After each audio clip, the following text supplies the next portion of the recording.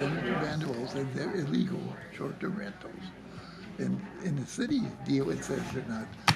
How are we going to work on it? I think you just need No, this, for a lot of reasons. Yeah, for one, this is a residential community.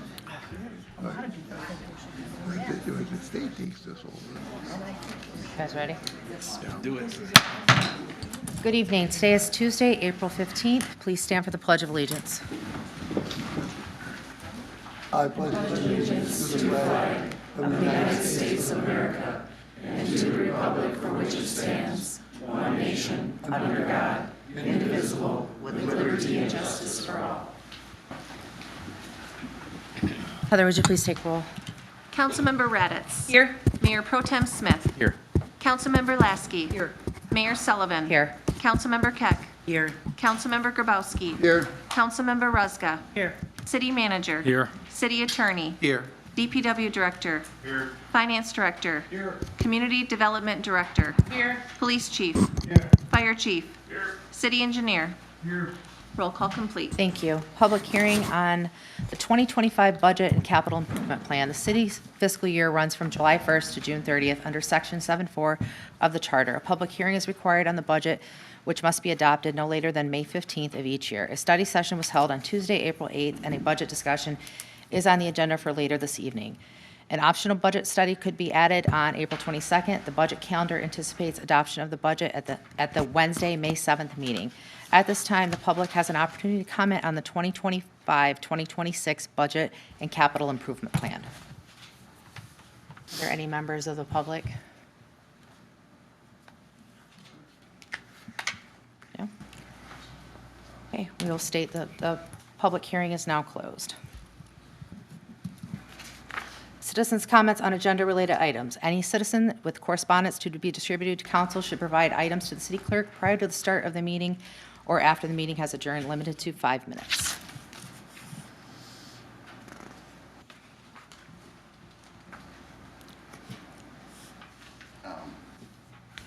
Hello, Theron Ferguson, 428 First Street, Manistee. I do have a letter for each of council members, but I just got the memo that I have to give to them after the meeting. You can give it to me and I can give it to him Okay. after the meeting. I'll give you 7 of them now. Thank you. One for the city manager, too. Hopefully this isn't taken away from my time. I'll count these out after. Okay. My name's Theron Ferguson. I'm the broker-owner of Essential Real Estate, Manistee Rental Management, and Essential Vacations. And dear council members, thank you for your ongoing commitment to the city of Manistee for taking the time to consider the public's voice regarding short-term rental regulations. As a local business owner active in real estate sales, long-term rental management, and short-term vacation rentals, I have the unique perspective of seeing the full spectrum of housing needs and economic impact across our community. Manistee is, at its heart, a tourism-based economy. Without a strong industrial or manufacturing sector, our city relies heavily on visitors. Every guest who stays in a short-term rental contributes directly to our local economy, supporting shops, restaurants, contractors, service providers, and hospitality workers, many of whom live and raise families right here. There's a common but often misunderstood belief that short-term rentals reduce the availability of long-term housing. In truth, most short-term rental properties would not meet the affordability thresholds required by those in need of long-term housing. The real shortage lies in affordable, workforce-level rentals, not in the mid to high-tier homes typically used as vacation rentals. Rather than imposing caps or restrictions, I respectfully propose that the city prioritize regulation and compliance, such as requiring registration and inspections for safety and code adherence, ensuring that all short-term rentals contribute through property taxation and fees, enforcing reasonable standards for parking, occupancy, and neighborhood compatibility. This approach protects neighborhoods, preserves property rights, and encourages economic growth without stifling opportunity. Let's keep Manistee open, welcoming, and economically vibrant by regulating smartly, not restricting broadly. Thank you. Thank you.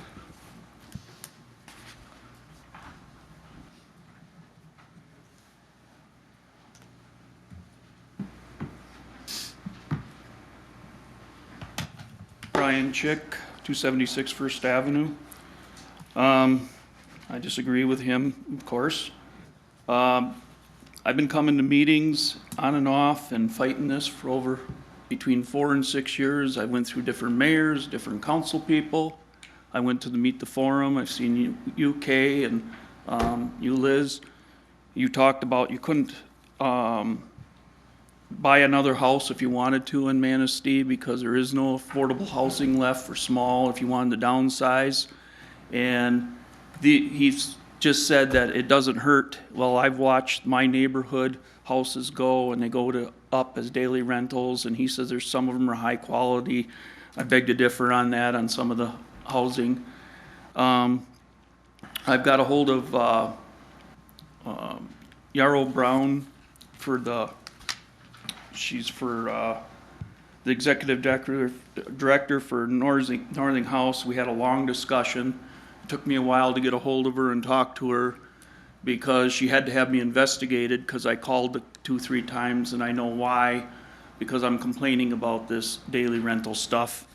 And I wonder why they're involved in this. They're supposed to be helping low income and homeless people, and they're helping form something for daily rentals, some kind of a zoning ordinance.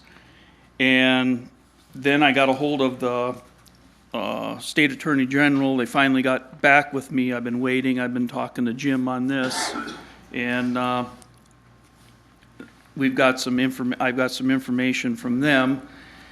And myself, we never had enough meetings, because every meeting you go to, it's either a council meeting or a zoning meeting. You get 5 minutes to talk, and then when you get done talking, somebody come up after you and say, and you can't rebut on what they say or what.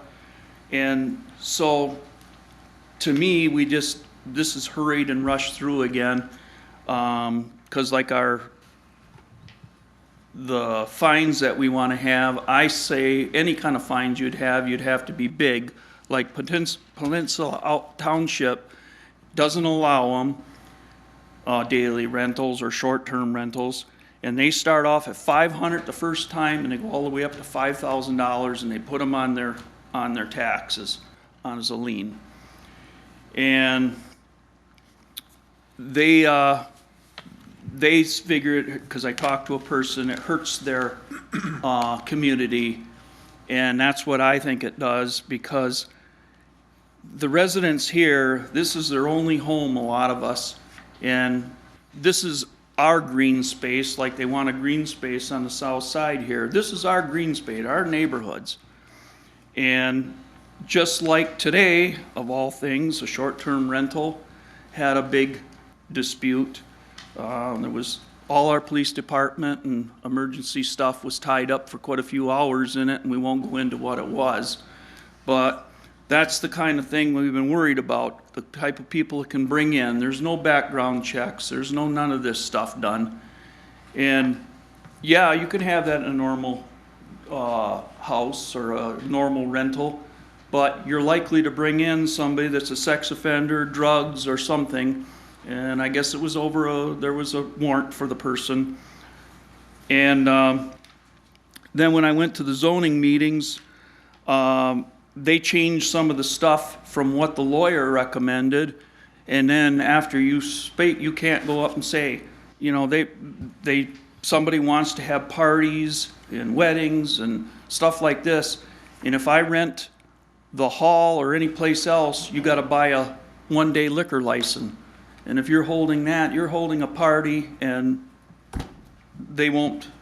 And I'm sorry, I'm all over the place tonight because I wasn't going to come to this meeting. And we keep talking about schools, and if you can't bring young people in and have families, we aren't gonna have a school. And they're the count. So anybody that votes for this tonight, I hope, because I've been talking to a lot of people, instead of calling, I'll call the police first if there's a dispute, then I'm gonna call every one of yous that vote no against this, and a lot of other people are too. We've been talking as a group. And, I'll tell you.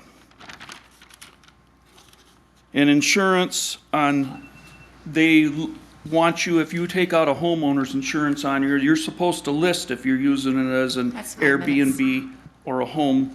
Your 5 minutes is up, Mr. Chick. All right. Thank you.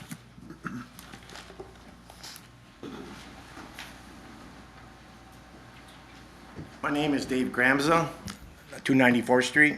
I've been up here numerous times in regards to short-term rentals. I previously owned one. I sold it. And again, I don't have any vested interest in it. I just have a vested interest in Manistee. And I like to see Manistee grow. And one of the things that Theron Ferguson brought up, which I failed to mention a few times, is these houses that are available for short-term rentals, they're not houses that residentials are going to be able to buy or residentials are going to rent. In my case, I took a house and I fixed it up, and I see that possibly still happening. There's not big companies moving into Manistee and buying short-term rentals like people think, and they're going to take over the town. That's not going to happen. You got a few people maybe going to fix up some houses in Manistee and do them for short-term rental. There's not as much money as people think there is, but it's open for business, and it's an investment, and people can build up a business with the short-term rentals. And what they can do is maybe eventually turn around, sell it, and make a profit. Now, the way the cap is written out on this is if you build up this business and become successful, you're going to be discriminated against by selling it because the next person's not going to be able to use it as a short-term rental. Now, that's not fair at all. And then the other part is being sections of Manistee being, well, you can have it on the waterfront, you can have the rich places over here in condominiums, but the poorer houses that need to be fixed up and possibly into short-term rentals are going to be exempt. And that's one of the things that you have to look at. Manistee, compared to Frankfurt, Ludington, they don't have a cap on short-term rentals. And yes, as the planning commission said, they like to bring residential people and bring them in here in Manistee and have houses for them. And yeah, that's all fine and dandy, but that's not where the times are. I used to work at Century Boat. I'd like to see Century Boat come back, Dropforge come back, Axle come back. It's not going to happen. So we're going to have to make a decision in Manistee, the city council, and there's been different councils up here, and I respect that it's new and they review everything. But the decision is going to be this. Do we want to go forward with Manistee, a little bit of progression and limited growth, or do we want to just continue or maybe have it just a retirement, sleepy community town? That's the decision you're going to have to make. And there's a lot of investment people that are maybe going to put money into Manistee or are standing by and watching. Thank you. Thank you.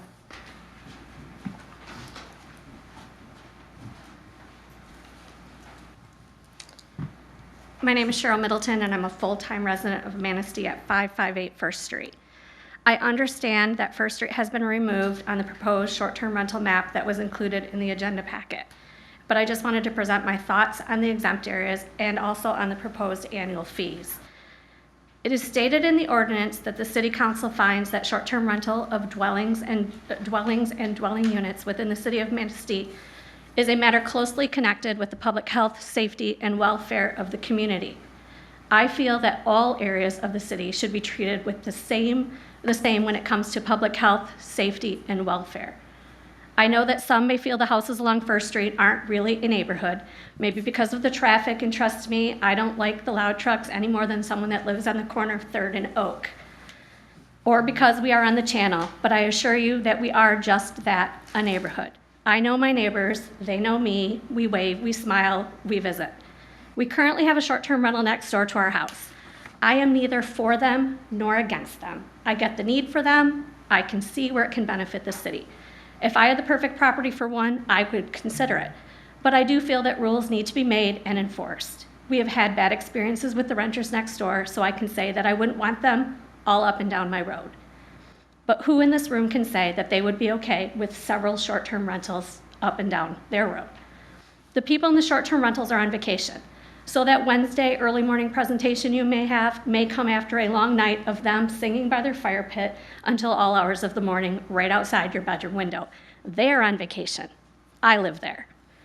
We have also had great experience with renters. We have become friendly with the family that has come every 4th of July since the house has been rented. We have loaned them Barbie and Scooby-Doo fishing poles for their grandkids to fish off the docks. We have blown up their bike tires, tossed wiffle balls back after the kids have hit grand slams. We truly enjoy catching up with them every year. It's not all good, it's not all bad. I support a cap, and if it is by pure chance that 8 of the 10 houses along First Street become rentals, then that's just the luck of the draw. But I don't think that our street or any other residential area should be considered as a concentration for short-term rentals.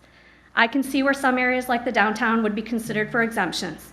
That is a commercial area, not a residential area. I am also not familiar with the homeowners association agreements that the condos like Harbor Village and the ones up and down the main street have signed. Those people signed those agreements, so they're aware of what they're getting involved in. Those are kind of my thoughts on the exemptions, where it should be allowed, how it is to have a short-term rental in your neighborhood. Just as a final thought, as I was reading through the ordinance, I saw that the annual registration is $50. To me, that seems a little low. I am not considering renting my First Street house, but if I did, I wouldn't think twice at spending a couple nights' rent to pay an annual fee. The owners of these short-term rentals speak often of Manistee's beaches, the river walks, the tennis courts, the playgrounds, when they market their units. They say that the people come back to their units year after year because they enjoy these amenities that we offer. Maybe the funds collected shouldn't just cover the cost of the program. Maybe some should go back to improving and maintaining the very amenities that these owners have used to rent their units. With the lack of housing being such a big item in Manistee, it seems to me that if a short-term rental owner says a $250, $500 fee is too much, then maybe they should convert it to a long-term rental. Someone could rent it month to month, which is a need. Maybe they should consider selling it to someone who might be able to get a full-time residence. I know that they pay taxes just like I do, which cover the cost of these amenities, but I do, and I don't rent my house for $250 a night. Thank you. Thank you. Anybody else? Good evening, Mayor, Council. Mick Szymanski, 332 Fifth Street. First of all, I'd just like to say thank you for finally addressing the issue of long-term rental as an amendment. As you know, the Planning Commission has been working on this issue for about 8 years at different levels. I think that the preponderance of the ordinance is right on. It basically, one of the goals is, first of all, to have something on the record, because currently all short-term rentals are not legal. So without an ordinance, you basically have short-term rental people who are not in compliance. So first of all, you're bringing compliance to the issue. Second of all is bringing standards to short-term rentals that are the same as we have for long-term rentals, and having them inspected and having them managed and to an appropriate level. I do, like many others, have a concern that the number of short-term rentals can impact our ability to provide long-term rentals to our community. We don't have a very large stock of homes in Manistee. It's about 3,800, I think 3,900 is the total amount of homes in the city of Manistee. So, and when you look at the overlay district, which does now include that strip of about, I believe, 5 or 6 homes on First Street, that's a large amount of the city that's already exempted. On top of that, I saw in the ordinance that it's 165 homes. That's a little bit more than 5% of the total stock. Also, I do think that certainly the fees are minimal. I don't think that the Planning Commission went into fees as a way of generating income. We certainly want to make sure that the fees cover the overall costs associated with having a vacation rental and having the inspections and the oversight. Thank you very much. Thank you.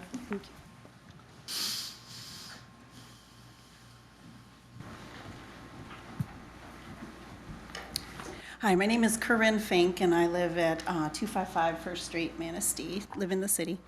I'm also own a short-term rental, and I manage other people's short-term rentals, and I'm a real estate agent. So like Darren, I have a very similar background, and I don't remember being asked for my input, and I don't know if Darren was, and I don't know if Tim was, when the short-term rental came out. And I think we all have a really good perspective of short-term rentals since we manage so many. One thing I wanted to bring to light is that a few years ago, everybody was buying short-term rentals because they wanted to get rich. That's not the case anymore. People, good investors, are not buying up more short-term rentals because it costs a lot. Who is buying short-term rentals or who is converting short-term rentals are people who have stayed in Manistee, want to come back, want to have their summer house in Manistee, they want to retire in Manistee, they want to maybe live in Manistee and own a rental too. I believe that the growth that we've experienced in the last couple of years have been specifically due to short-term rentals and people coming in and people wanting to invest in our group. If we limit short-term rentals, we're limiting that investment factor because these people are going to go someplace else where they have the option to short-term rent their homes. Real quick, second of all, Airbnb, most people are on Airbnb and VRBO. And in order to get if you want to be competitive and get out there, you have to keep a rating up. And if you keep a rating up, it's on the public. They have to give you 5 stars. If you get below a 4.7, you're in risk of not keeping rentals up. So and that means no parties. That means you enforce the rules. That means you provide an updated, good home. Your maintenance is high. It's clean.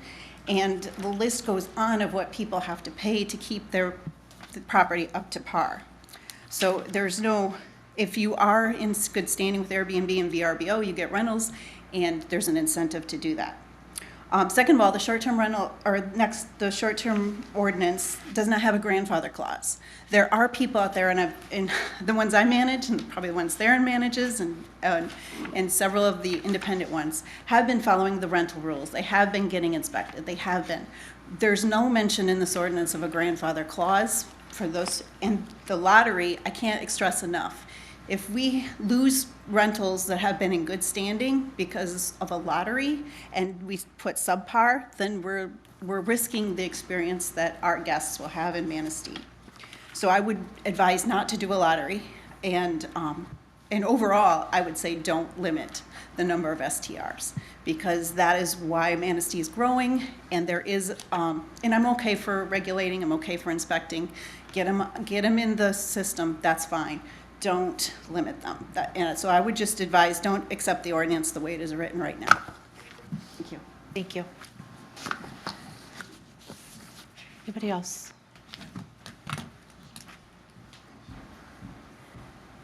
Hello. Todd Lloyd, 556 First Street. I don't need to talk about all the benefits and all those things of short-term rentals.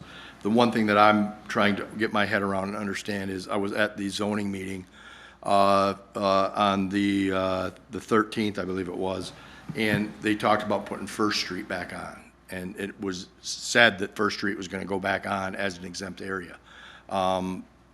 That's what I'm trying to understand, because if you look at First Street, Cheryl's my neighbor, so I understand what her concerns are and things like that. So I am the vacation rental next door, okay?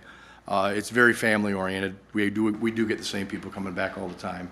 It is, those are the people that rent the houses like this. They come in, their families, they come back, they enjoy Manistee.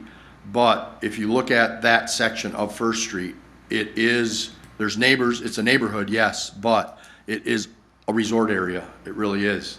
Just tonight when I was waiting to come to this meeting, there's cars constantly going by. We've got the armory across the street that is in and out with all the pickleball and whatever they're doing over there with the basketball. So it's a constant flow of traffic. I've got the boardwalk in my backyard. I got constant foot traffic. There's boat traffic back there. So, and if you stand in the front yard, you can see the First Street Beach, you can see the new hotel. If you stand in the backyard, you can see both pier heads. So it's a perfect area for a vacation rental. I have it's booked most of the time during the summer. It's a great location. I think that First Street area should be in the exempt area, simply because it represents, it's exactly what you describe when you think of the area. You've got waterfront. We talked about waterfront. All the other exempt areas are on the water. Mine is on the water. That whole First Street strip is on the water. Matter of fact, it's not only on the water, it's on the boardwalk. And Manistee promotes the boardwalk. We get tons of traffic down there. Spend a lot of money on the boardwalk with boardwalk improvements and all that too.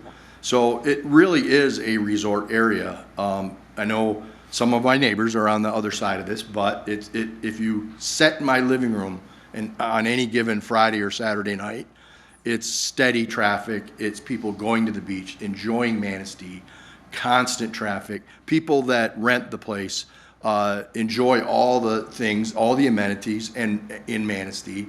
And not only that, because I am registered, and we do pay the hospitality taxes and things like that. It's not, I don't manage it, I had Boardwalk manage it. And all those taxes and all those things are collected from the renters. They don't just pay the rent, they are in a sense paying tax when they're coming and using that facility. So that brings that money back to the tax base of Manistee. So that's all I really had to say. I just want to understand, when the first overlay came out, we were in the exempt area, so I thought, okay, that's great. And then at the last city meeting, they took it back off, or had it off, without even letting people know. I think they took it off the day before the meeting. And then now it's back, and they said it was going to go back on, but now it's back off again. So I'm just, it keeps flip-flopping, so I don't understand why that little stretch just keeps getting on, because it is prime real estate for VRBO. It's on the water, it's on the way to the beach with a ton of traffic. So, thank you. Thank you. Anybody else?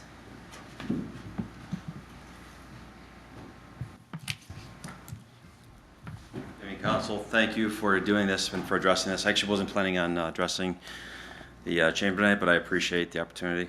Dwight Silva, 465 First Street. This is my wife and I bought a house. We're one of the young couples that bought a house. We consider a second home, but we short-term rent in the summer. Invest in the community. I live out of state, but I consider Manistee my home. It's taken my heart, and I love the city, and I love the people here. And I try to be active in the community, give back. And I would just give this as an example.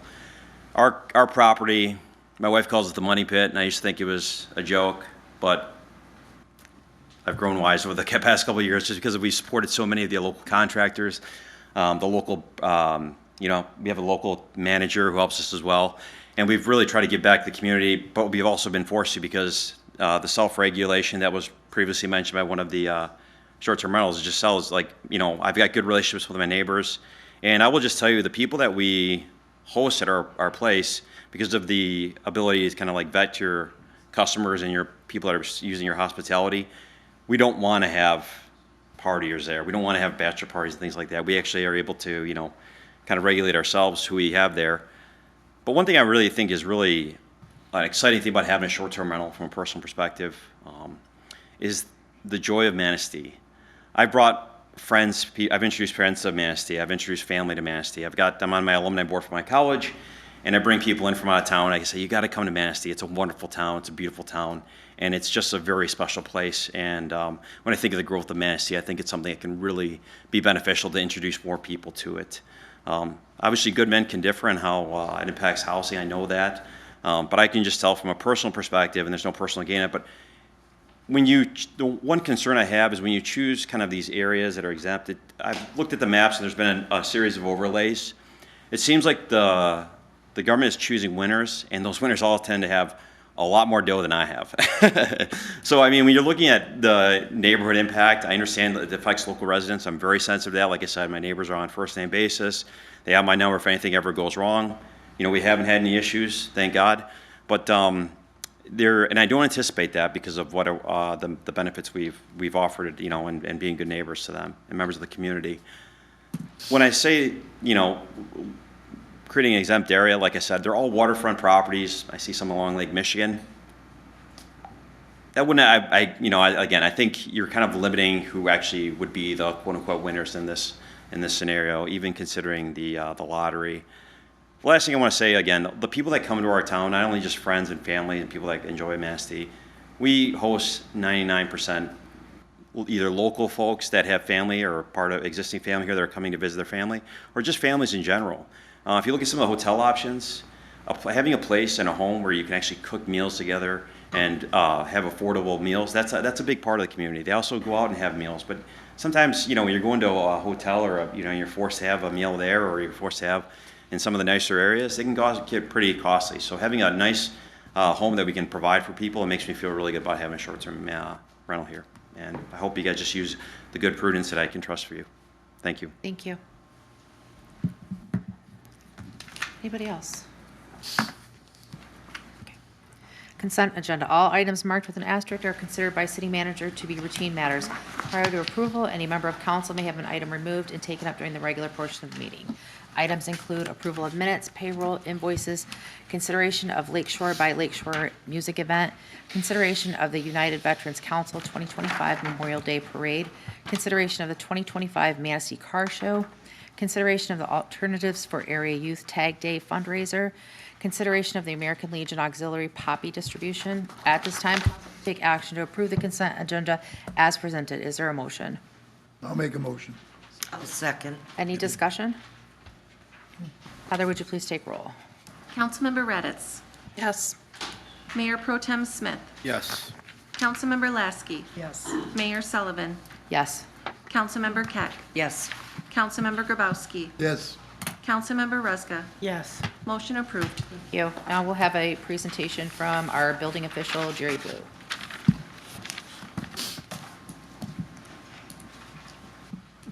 Yeah.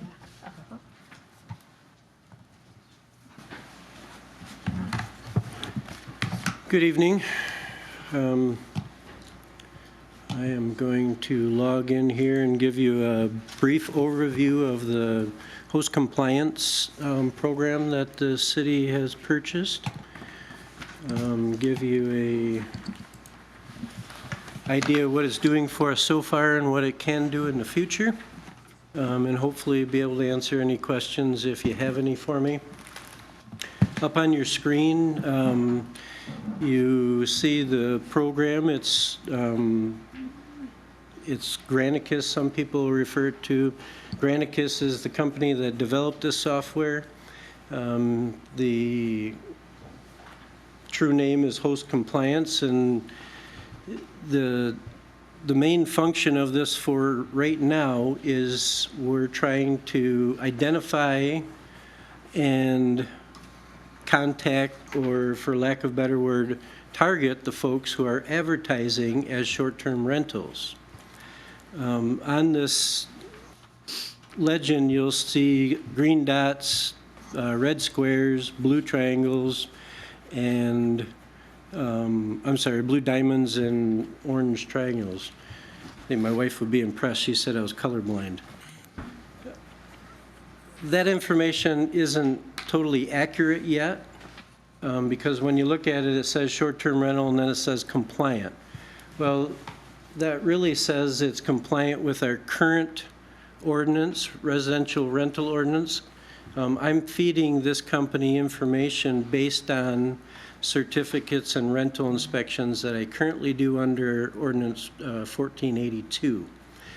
So we're doing this for a couple of reasons. One, to get these folks identified and in the system in the event that you do decide to pass a short-term rental ordinance. Now we're just going to convert, and I'll send those folks reports if they're compliant in the short-term realm. What the program, obviously you'll see non-compliant there. Those are the ones that either aren't registered at all in our rental ordinance program, are registered, and I haven't got there yet, or they currently have a certificate that wasn't transferred from Safe Build into our current system. I'm doing that, and it's taking a long time.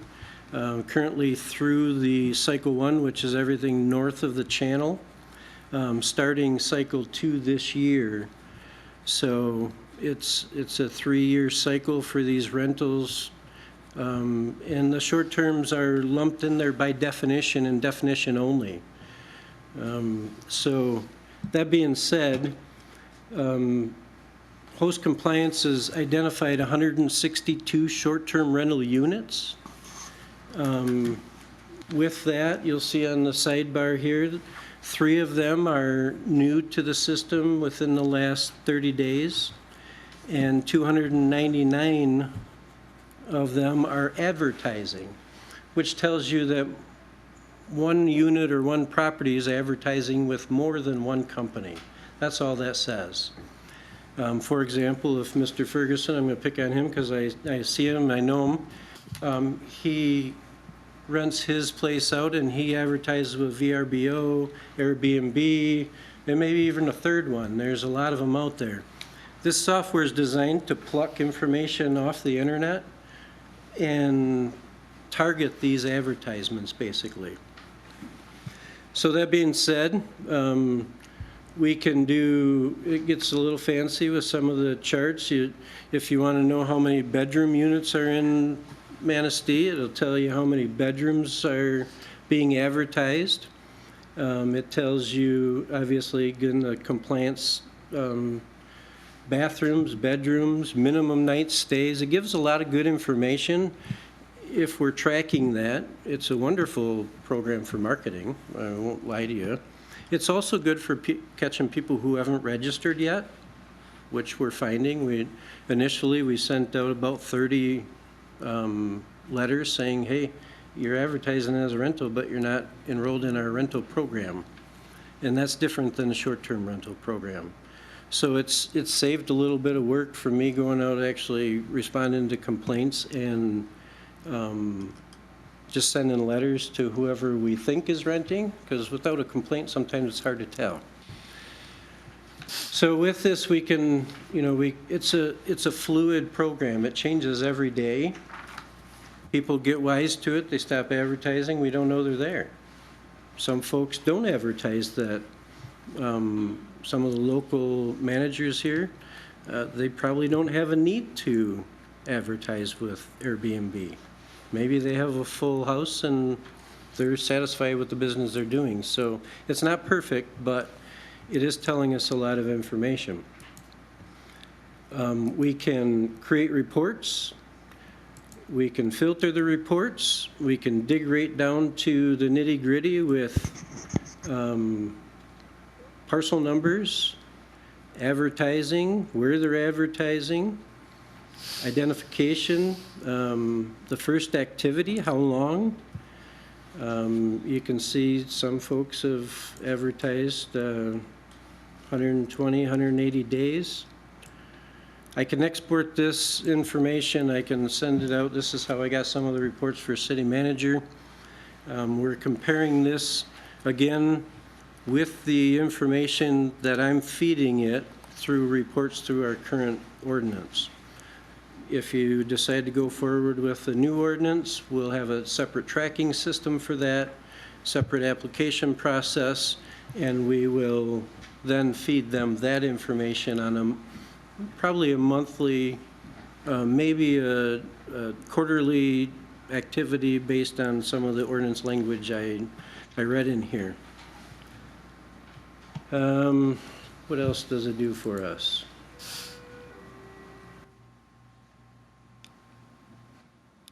It's going to keep track of registrations if we use it for that. We have BSNA already, so we don't necessarily have to do that. They're going to try to sell you a whole bunch more products. This is a good one. This is telling us who's compliant, who's not, and really that's the key function of it. So with that, there really isn't a whole lot more to it. I got a question. On the Sure. 162 short-term rentals that we have, how many are in the exempt area, like the condos? So as of a couple weeks ago, when I ran the comparison, the non-exempt units identified were approximately 103 units. The exempt units were about 157. So you add that up, and the numbers could be plus or minus 2 or 3 on what you see here on Granicus every day. If you add in some of, that was the, and again, I've been working with 3 or 4 different maps here, so, and lists. So I'd ask for a little forgiveness on if it isn't adding up to the T. Per the Planning Commission recommendations to the council, we were at 102 and 58 at that time, and this was a couple weeks ago, again, like I said. What did you say, Jerry? I'm sorry.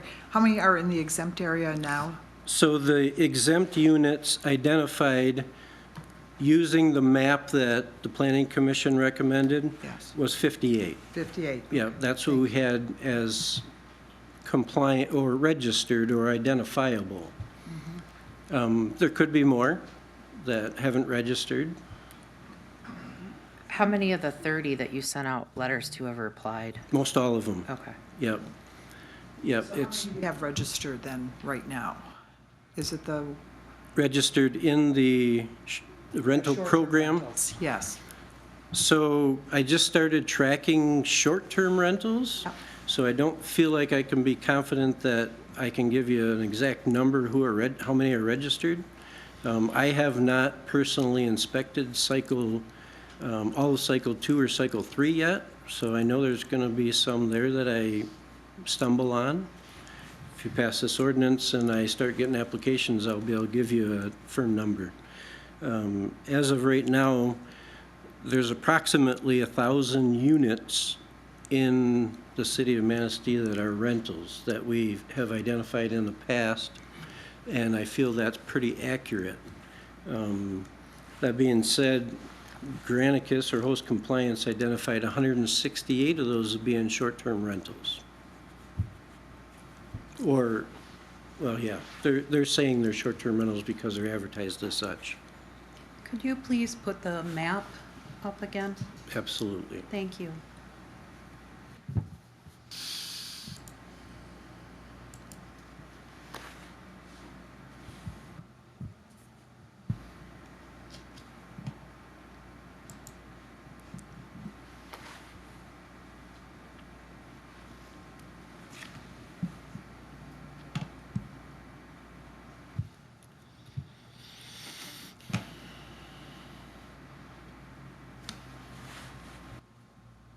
I've got a question too, Jerry. When they're registering them currently, whether it's long-term or short-term, do you check if they're registered as, with the PRE or if they're registered as non-homestead as far as our taxes go?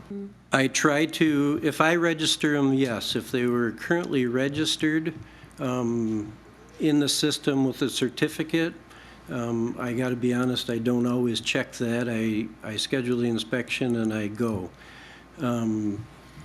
If it's a new registration, I've caught a lot, to be honest with you, if that's what you're asking. It happens. But that's not it doesn't pop up on my screen when I'm doing the process.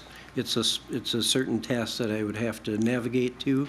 It's kind of addressed in this new ordinance, or the possibility of an ordinance.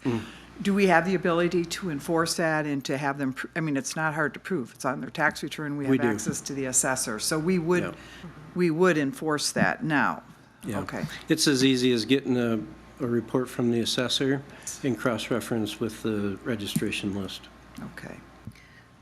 Can we back up? I'm confused on these numbers because it says 162 on here, and you said 103 in the non-exempt and 158 in the exempt. Yep. Again, I'll say, Mayor, 58 these or numbers 158? change every day.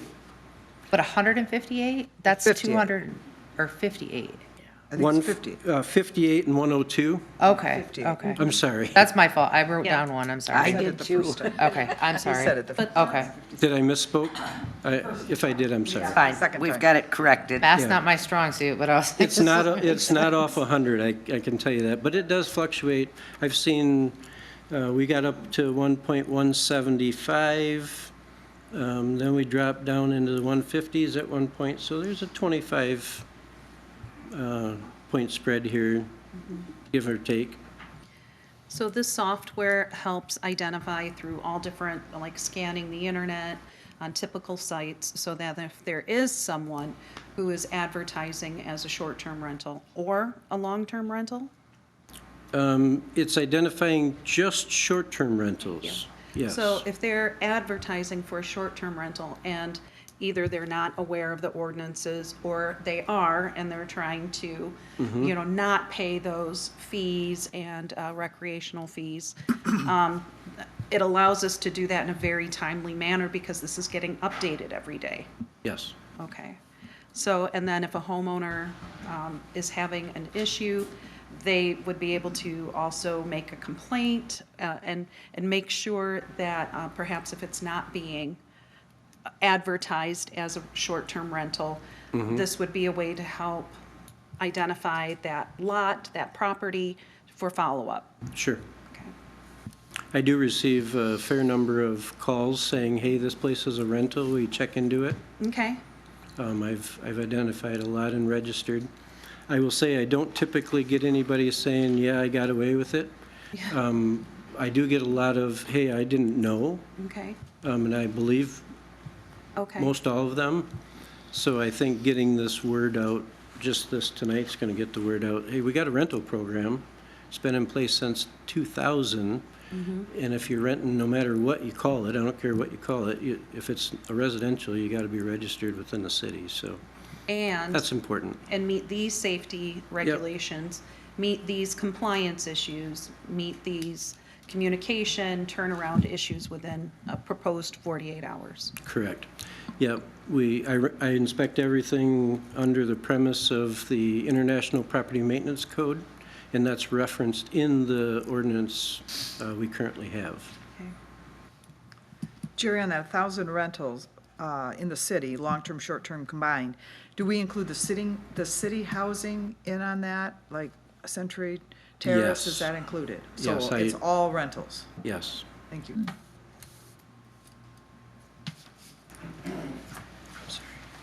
Does anybody have anything else? No? Okay. Thanks, Jerry. You're welcome, thank you, Really good tool. and good luck to you. Okay, consideration of ordinance 25-02 to add chapters 868 short-term rentals and amend chapter 1482 residential rental properties, City of Manistee, Michigan codified ordinances. The city staff prepared a draft short-term rental ordinance which went before the Planning Commission on March 13th, 2025. The City Ordinance Committee, comprised of 3 city council members, met on March 21st, 2025 to review the Planning Commission's recommendation draft ordinances. The current draft being considered includes the Planning Commission's proposed short-term rental ordinance with the changes by the Ordinance Committee. As an ordinance, 2 separate readings are required. If this ordinance is introduced at this time, it could be adopted at the next regular meeting. At this time, council can take action to introduce ordinance 25-02, adding chapter 868, short-term rentals, amending chapter 1482, residential rental properties. Is there a motion? I'll make that motion. Is there a second?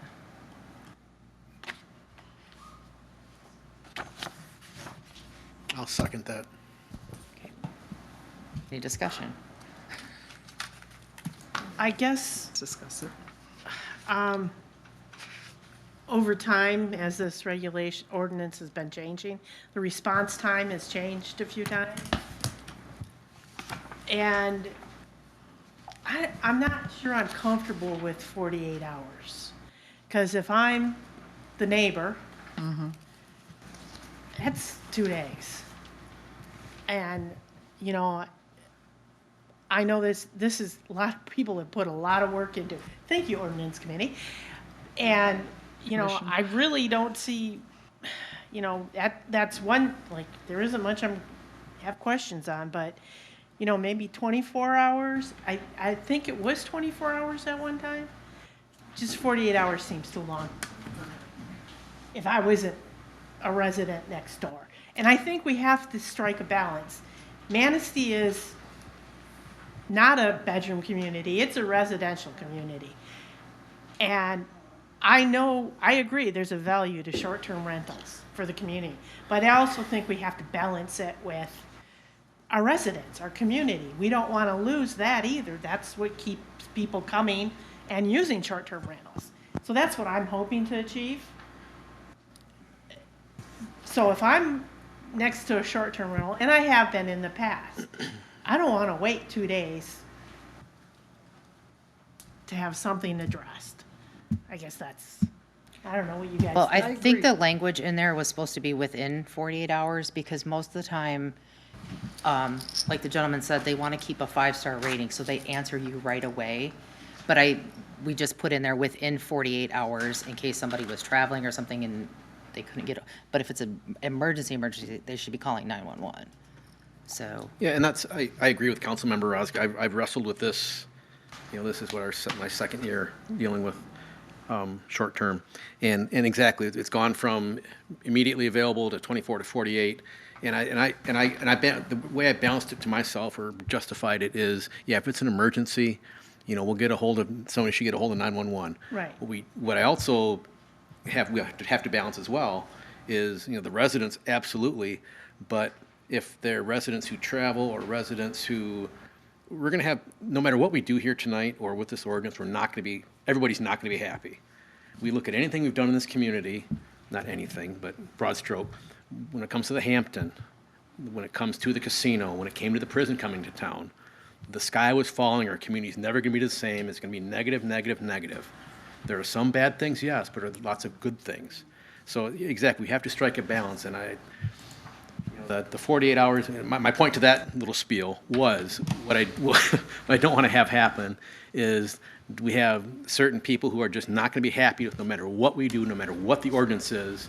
They're going to go look on that screen door. Oh, it's, John and Susan are here with their 4 kids, and the kids are out playing and the sprinkler making noise. I'm going to call them, and if John homeowner doesn't get here within 20 minutes, he's going to get fined. I'm going to show him.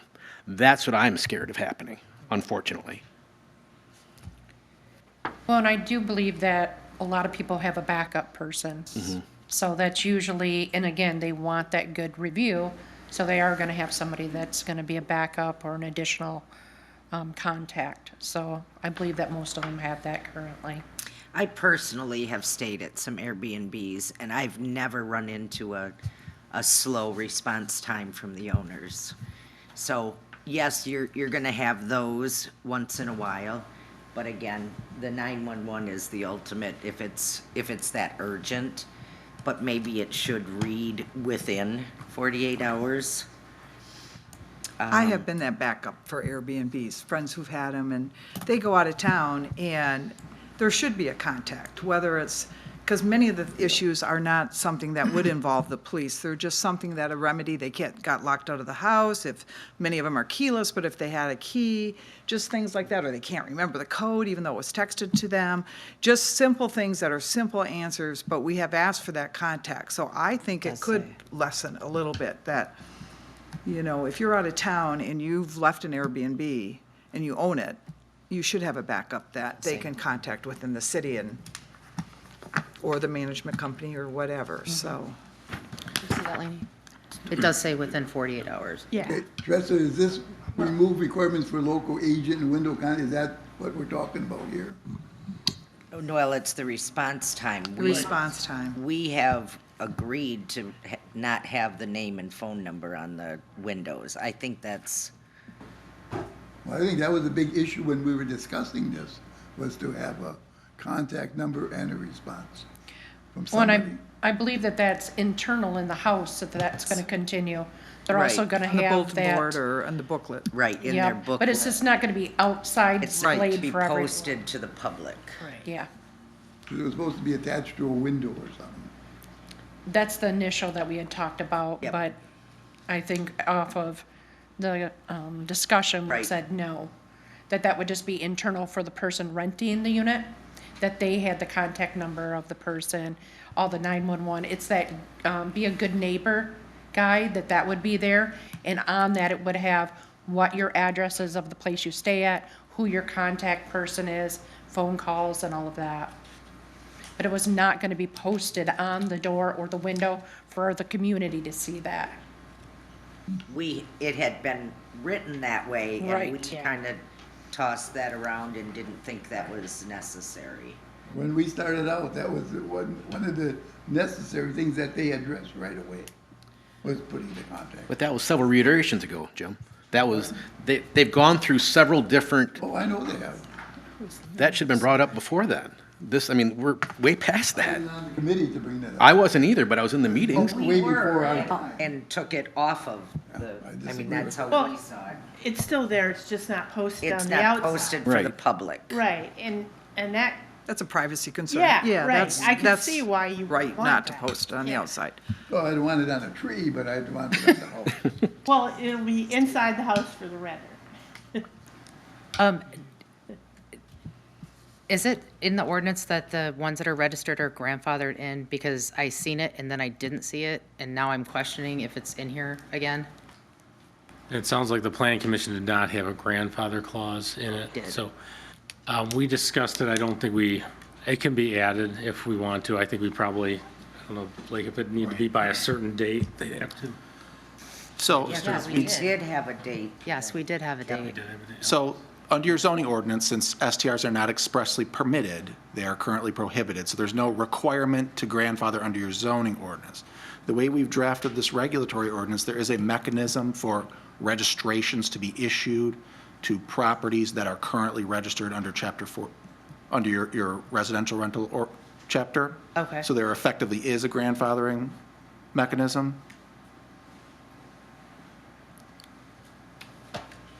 I've got a question on the, an individual at least 24 months of age who is living and residing in it, goes on a little bit, et cetera, and I guess that means that we don't count infants as the number staying there, which that's fine, you have to be 2 to be counted for spending the night there, but then it goes on to say, shall be presumed to be an occupant unless circumstances clearly indicate that the individual is visiting only between the hours of 8 and 11. Are we saying that they have to go home by 11? What are we saying there? Essentially, it's a provision that allows STRs to have guests that are not counted towards your occupancy limit. So if a property has an occupancy limit under applicable law of 10, they can have guests beyond that. But it says between 8 a.m. and 11 p.m. What do the hours have to do with? It's essentially just how you're going to define a guest. And probably some enforcement. Right. Okay. We had them. So, I mean, we could just say a guest, but I mean, we're just specifically, it's not saying that the guests are supposed to leave by 11. I mean, what are we saying there? Or that they can't go fishing in the morning and have breakfast because they can't be at that Airbnb before 8 a.m.? I just want to make sure it's clear in there. How is someone reading that? Well, I mean, largely how you craft the policy is up to you, but the way this is written, the intent is to carve out a category for guests that can only be at the property between 8 a.m. and 11 p.m., but will not stay or sleep there, that don't count towards the occupancy limit. So it's basically allowing guests that don't count towards your occupancy limit. Doesn't mean they can't be there before or after that, they just don't count towards occupancy, correct? Correct. Yeah, it's not like 11 o'clock, you have to go Right. home. That there can't be a curfew and it's, okay. It's just a carefully drafted occupancy provision. Yes. Anybody else got a question? Yeah. Go ahead. I did, but go ahead, Liz. No, go ahead, Joy. Somebody go. Beauty goes first. Go ahead. I had a question on transferring it. Say you're, and if we're, you're not automatically, you own an Airbnb, you're selling it, and you're selling it as an Airbnb, you've got bookings, you've got the summer rented already, but there's no guarantee that that new person can automatically get it. And what I'm questioning is there any way that they could register and get approved? I can't imagine paying $400,000 for a house that I had planned, I don't live here, I'm planned to use it as an Airbnb for 2 years before I retired. I would want to know that before I closed on the house, that, hey, we've already got our quota for this year, you're not going to get it. So is there any way that they could register and have the inspection before, and I'm sure offers will be written up that say contingent upon being approved to allow continuation of this Airbnb on this property. The sale is contingent on the continuation of the Airbnb. Is there any way that we could allow for like the inspection, and they'd pay for it, the inspection and the registration to occur prior to closing? So if a STR use is lawful under your zoning ordinance, meaning it's in the overlay or fits within that cap, it runs with the land, regardless of who owns it. Once you're lawful under the zoning ordinance, you run with the land. Separately, you have your STR registration, your regulatory registration, which you have to renew each year. And, you may lose that because you're violating it, but once you're lawful under your zoning ordinance, you continue to be able to use your property for STR purposes. No matter where it's located, not just in the exempt area. If you have an STR Correct. If you in a fall within the neighborhood- 165 permit cap, you're lawful under your zoning ordinance. So once it's an Airbnb, it will continue to be an Airbnb, unless you mess up on another type of violation. But if everything's in good standing, Right, you may lose your registration because you violate the ordinance, but, for zoning purposes, you're, when you say violate the ordinance, in what way would you violate the ordinance? I mean, if you do everything right, you assume that when you sell it, then the next owner or your children or someone can take that over as an Airbnb? if it is lawful under your zoning ordinance, meaning it's within the overlay or you fit within the cap. Okay. But how do you know if you fit within that cap? I mean, if it's already in existence, are you saying if it's already registered, it is within the cap? So there's not a fear of, and what I guess I'm questioning is, it's someone's livelihood, someone's business, it might be their pension that they've, invested in this Airbnb, that they are allowed to sell it as a little Airbnb. So the way that the ordinances are currently structured, it's a possibility that there is a currently operating STR that will not be able to get a permit. So I think For what what she's reason saying would- is, can we get that determined before the date of closing so they Yes. know if they're going to be allowed to have that Airbnb or that Yeah, presumably the STR? zoning department can advise a property owner on the zoning compliance of a Okay. particular STR use. Okay, so yes, it can be addressed, Liz, I guess. So, yeah, they would know. The inspection form, is that the same form that, it sounded like we were going to have a checklist and all these things, and one of the things said about paying. Well, if they don't pay, I would assume that with the registration form, that in most townships and cities, the payment follows and is turned in at that same time. And it sounds like, and I know you get stuff piecemealed in, but is the registration form going to stay the same that we're currently using for rentals? It's going to be just a little bit different, short-term registration versus the long-term registration. I'm not sure what questions that we're going to be asking. We've kind of did a template so far. Okay. But we've not. I put think we one- should see that template. That should be almost addressed at that, when we're approving and looking at this, I think you definitely should look at the registration, because we're saying that's one of the main things about this is the registration and the safety is why we're even looking at this, the safety and the, So Jerry, do you know of anything else that would be added or what would be different from long-term versus the short-term? So the draft sizing has some specific information they have to provide to the city. That would have to be on the application. So until we see a final draft of the ordinance, it's hard to determine for me what's on the application. Okay. The Good ordinance point. drives what's, Okay. Good point. what we're putting out there, what we're asking, I guess, is this. We could give you a draft of the registration. it makes sense, but we should have a draft. We should see it, and we should make sure that we.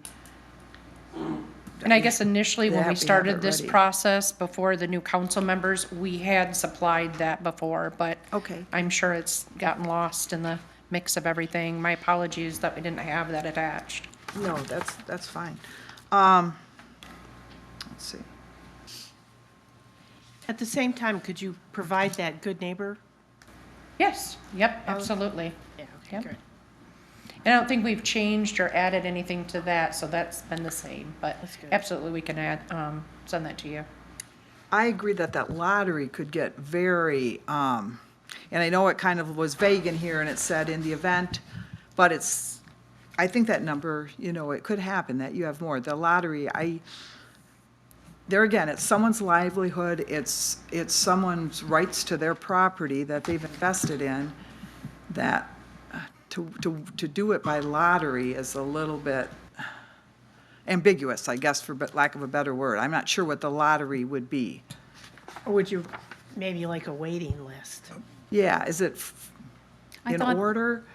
I'm sorry, I thought a lottery was only if there are Yes. more If you exceed the cap. than when you, yeah. Yes. So right now, based on the map and some of the other pieces of information, we should be below that right now. We are. But I understand what you're saying, because now people are getting letters and they're saying, I do want to register, and so we may have a temporary. Yes. Yeah. So I understand what you're, and those Just people, kind of saying, yeah. I'm not sure. We're looking at this and it's. But Liz, would they be putting out their pension and their life savings prior to getting approval? I mean, and getting on that list, they're not gonna put that money out and say, oh, and then find out I can't do it. Yeah, I just think we'd I want to mean, watch there has that to lottery. be There's a There lot. has to be a waiting list, I mean. Oh, yes, there has to be a systematic way to do it, Right. but I think maybe we should maybe talk a little bit about how that would work. Get a look at how that mechanism would work. Is it a lottery that starts today, and you know, how many days do you get an advance notice, like a waiting list? Some of those pieces that would help us visualize something concrete for the residents who've invested in these properties. Liz, I think that's a good idea. I think the more that is addressed now, and they did a good job, and a lot of work went into this by the people that worked on it. And then, go ahead, Julie, you can say something. I am, but I defer to the gentlewoman and her continuing. Well, and I think another thing that we need to realize is when somebody does the registration, we're gonna stamp that, the day, the time, initial it. So those are all gonna have that, so we can go back. I mean, any of that information could be FOIA'd, questioned, so we have traceability of when that was done and when the application, when the payment came in. I just don't know where that would be a real issue I don't see how that would become an If issue. it's not an issue, but if we got more of them, it would be. And I just always like things spelled out in advance, you know, that you kind of know, but. How would that work even if you're stamping that thing, and then you're using a lottery system? It don't matter where they, Right, that's true. and I think the tourism people said they don't like to see a lottery, they don't like to see a lot of different things that they put in their letter. So the option would be a waiting list, you know, Yeah. first come, first serve. Well, that's how I think it was Yeah, intended to be. Right. Maybe lottery is not the word that we Right, should be yeah. using. If that's It should what be your a wait intention is, list. yeah. Because a lottery is you throw everybody in a hat and pull one out. Just to follow up on Councilmember Lasky's question about, it looks like, so in this proposed ordinance, you could transfer if a property has a registration for a short-term rental. Looks like changes could be approved administratively to transfer that registration. So that would provide some assurance, I guess, and Yeah, and done timely, because at the closing, if you are selling it as a short term, you probably already have it booked. And so if the registration and inspection has to be complete, and it's not, you know, you might lose either a month of rentals, or those people, it's July 4th, they've booked it a year ahead to come to Manistee, and then you call them and say, hey, it's in the process, it got sold, and I don't have the right to rent it yet because I do not have the inspection. So I thought we'd just kind of make sure that the transfer is very smooth for both the seller, the buyer, and the renter. Now, I think the cap would be I don't know if anybody has questions on the cap, because that's what was brought up as, I think that's the whole crux of it. What, you know, the irony of this is I had a friend who grew up in Manistee, she was born here, she was an Olson, Mary Olson, her mother just died, and she doesn't have a home to come back to, and they have 2 places she goes lives. I want one July 4th, and the other was later in the summer, a week. There is not a home in Manistee for short-term rentals, she said, that I can find right now. And she said, I said, well, it's funny, we're talking about that tonight. So the cap is what, And one thing, when she comes, they eat out for 10 people for, whatever night they are, every night. She listed every place. She goes, we bought 4 pair of shoes, the group we were with. We went to Ideal Kitchen, and we ate out every night. She said it is a boost to the community, these Airbnbs. We bring our family, and we pick up the bills for them because we want our kids to continue to come up here. one thing to keep in mind is I think that the cap limit can be increased. It's difficult to bring it down, is what our city attorney pointed out, so let's keep that in mind. I had questions about 868.05, the violations, and it speaks to if there are 3 incidents. We've heard that there's great renters, but occasionally there are short-term renters who are not meeting the standards. So if there's more than 3 incidents, the city has the authority to temporarily withdraw the rental status, the short-term rental status. So for instance, the ordinance speaks to fire pits or fireworks, things that currently aren't allowed under this ordinance. So if there were to be repeated fireworks displays on a property, this council would have the opportunity to step in to keep the peace. I would probably refer to Jerry, if you don't mind coming up and kind of talking about that for the violation process. So I haven't read the entire draft you're looking at. I've read versions of it. But I would say that there's a tracking mechanism for Okay. me to document any violations Okay. within the BSNA system. And I believe the version I read said that if there are so many that they would be suspended or revoked with the option of getting it back in a certain time period, and then I believe the city council would be the appeal process to that, is what I understand. That's correct. So you'd be a part of that diversity, if you want to call it that, or the appeal process. You I mentioned, oh, sorry. I'm sorry, I would add that I have not received a complaint on a short-term rental since I've started here. Either have the police. I have not. Yeah. So I don't intend on being very busy with this. Well, I'm hearing concerns, and Yeah. that's why I really want to have an understanding that that's addressed in the ordinance for our neighbors and our community.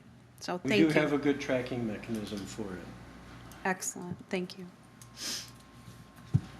Any, I have 2 things.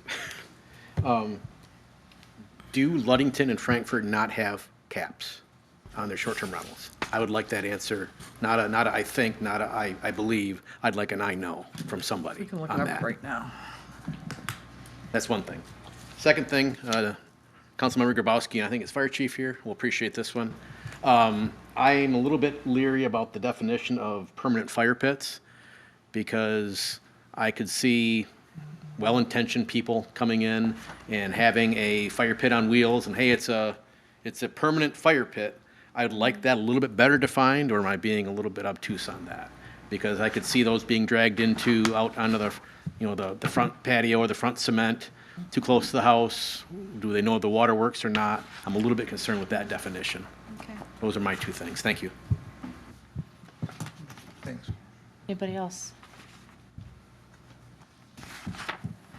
Until we walk away. I guess the only thing I think about is some people put their grills too close to the house and create fires. So while we're addressing that, maybe we need to put something in there about that. They melt their siding, that kind of Well, you thing. have to The have windy 2 day. No. Burgers, Well, yeah, but yeah. doesn't agreed. mean it's gonna happen. No, well, no. Teresa, where's there updated language about 1-bedroom rentals for our Yep, we- visiting nurses and other we- professionals? Did take out the room rental now permitted with added definitions. Okay. So we did do that. Okay. Yep, we changed that. Anybody else? Heather, would you please take roll? Councilmember Raddatz. Yes. Mayor Pro Tem Smith. No. Councilmember Lasky. No. Mayor Sullivan. Yes. Councilmember Keck. No. Councilmember Grabowski. No. Councilmember Rezga. Yes. Motion failed. Yes, motion failed. Thank you. Consideration of zoning ordinance Z25-02 to add Article 23 short-term rentals and amend various articles to include short-term rentals. Zoning ordinance Z25-02, adding Article 23 short-term rentals and amendments to various articles to define and establish the short-term rental overlay, which shows the exempt area from the short-term rental cap for the rest of the city. As an ordinance, 2 separate readings are required. If this ordinance is introduced at this time, it could be adopted at the next regular meeting. At this time, council could take action to introduce zoning ordinance Z25-02, adding Article 23, short-term rentals and amending various articles to include short-term rentals. Is there a motion? I'll make a motion. Is there a second?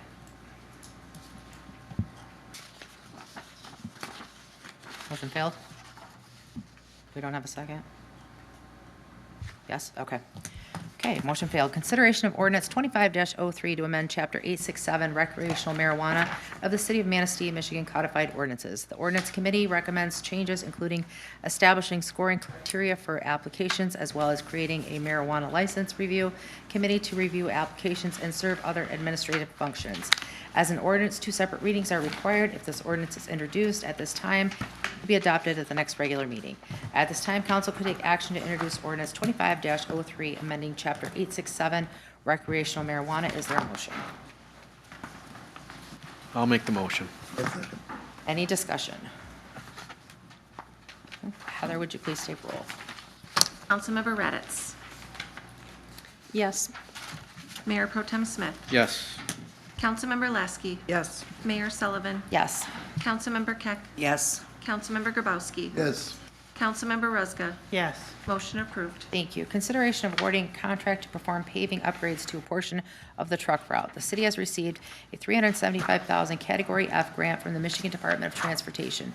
The grant will assist in rehabilitation of the city's truck route from US 31 to 8th Street. The project was publicly bid with 1 bid received. The bid came in below the budget amount. The city has not yet received the notice to proceed from MDOT.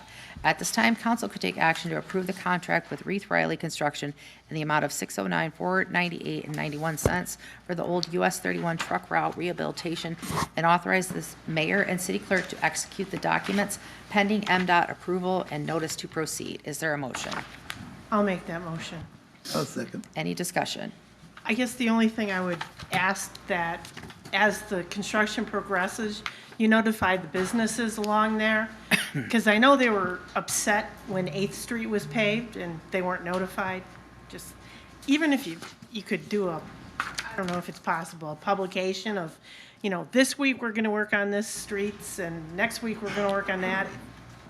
And I know there's weather issues and everything.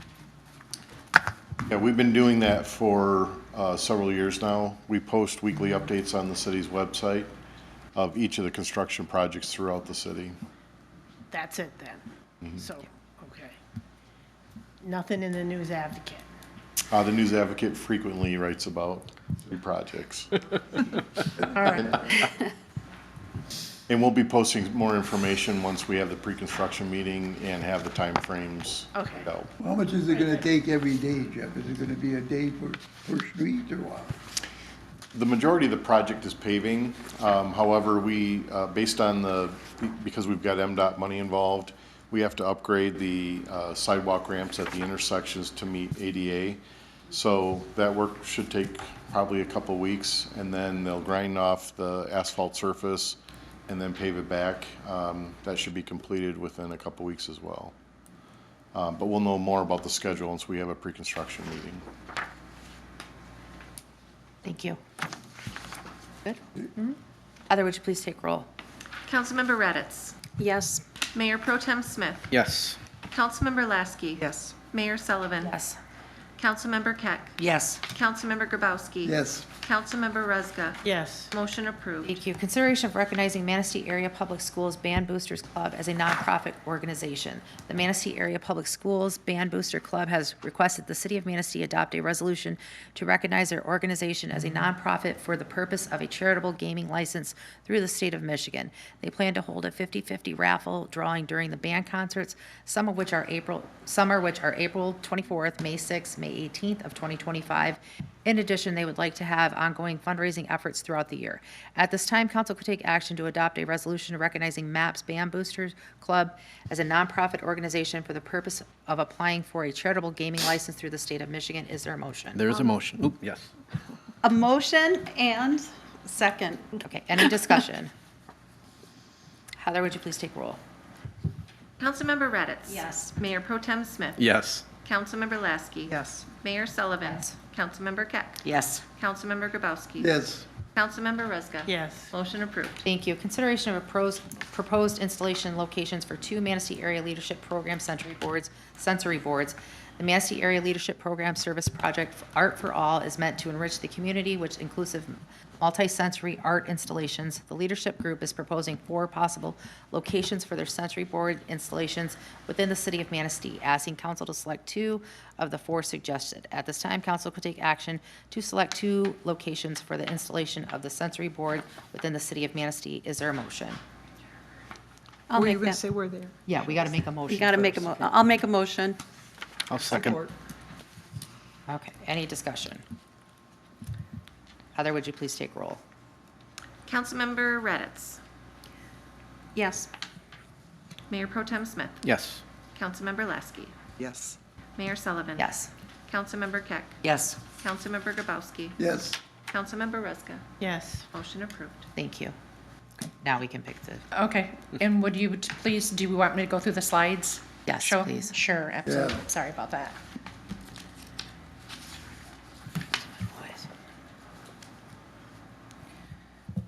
So my name is Teresa Waldo. I'm the Community Development Director. I'm not here for city business. Tonight I'm here for the chamber. I am part of the leadership group. I also have some other cohorts that are here this evening in support of this. We are coming here to council to find out if you would be willing to support us and have our Art for All. So the Art for All is all enrich the community with inclusive, multi-sensory art installation that celebrates local creativity, engaging diverse abilities, and fosters accessibility, connection, and shared inspiration for everyone. Our project focuses on collaborating with local artists to create sensory walls, transforming public areas into lasting symbols of inclusion and community pride. Right here, as you can see, this is showing you the example of one of the sensory walls and what they would look like. They'd be approximately 2 feet off the ground, and they would be 4 foot by 8 foot. Now, with these sensory walls, we would want people to visually, we want touch, we want moving parts, and all of that. And we would not put anything that would be on city property that wouldn't be something that we all would represent and have some pride in. So the next, we've got an example. This is from Michelle Dunlap. She is the owner of the Nautical Nook Shop. This was just a quick, what can I show you to do proposal, just a sketch of some things that she was thinking of doing. As you can see, it would be, she wants the blue water in the background with different tiles, different colors, different textures. She's got a boat that could move back and forth. She's got the bark that would be native of the area, the trees, the type of pine trees that would be there.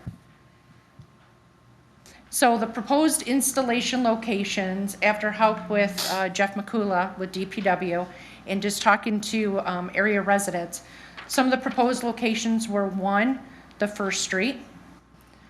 A second location would be at 5th Avenue. A third location would be the Manistee Riverwalk, the Switchback area, and also the Manistee City Marina. And so I will show you some of the pictures that we thought of. This would be near the park for First Street. The next one would be again near the park and also near the parking lot and where there's cement by Fifth Avenue. Next would be a possible, the Manistee River Walk or switchback, maybe along the side there or where that lamp post is. It's kind of a break or stopping area. And then lastly, we have the Manistee City Marina. And this is one that we thought with the swing up there, residents going to and walking, it's kind of sometimes missed, but it's just another possible location. So what we go back to is I would like all of you to acknowledge and support us. Pick 2 of the locations. And thank you. I don't have a clue how to do this. Like, Do you have any Basically, questions? just need I'm sorry. So Okay. just a motion and a second. You pick 2 locations, then we need a motion and a second to select location 1, whatever, 2 locations. Us to give you 2 locations, or? You guys discuss it, decide on the 2, and then, Teresa, is that First Street one, is that more by that, behind the Hampton Park? Yes. So it's that Rotary Park, that we call Rotary Park, I believe, right behind the Hampton? Yes. Okay. Yep. What ages are these kind of geared for? What were they thinking? We're saying all ages. All ages? Okay. Yes. I think the Riverwalk switchback's a good I idea. think the Riverwalk. And that and First the- Street location. I like think I the like Those Riverwalk. are the 2 I liked.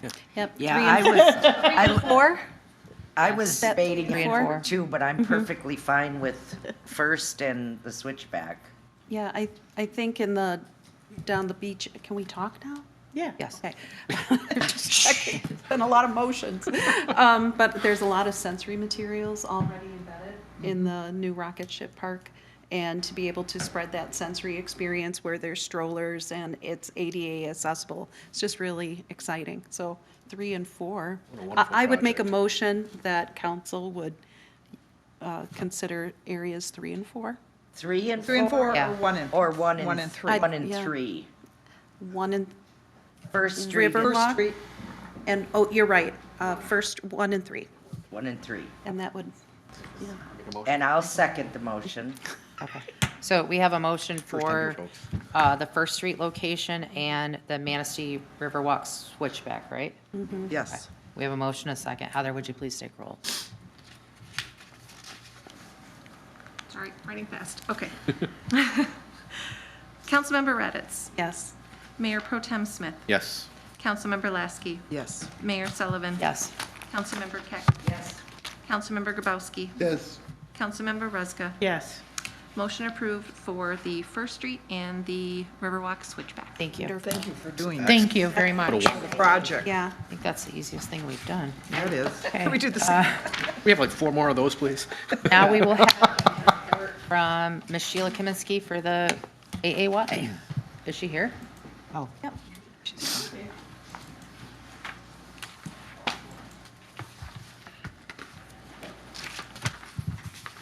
Good evening, council. So happy to be here.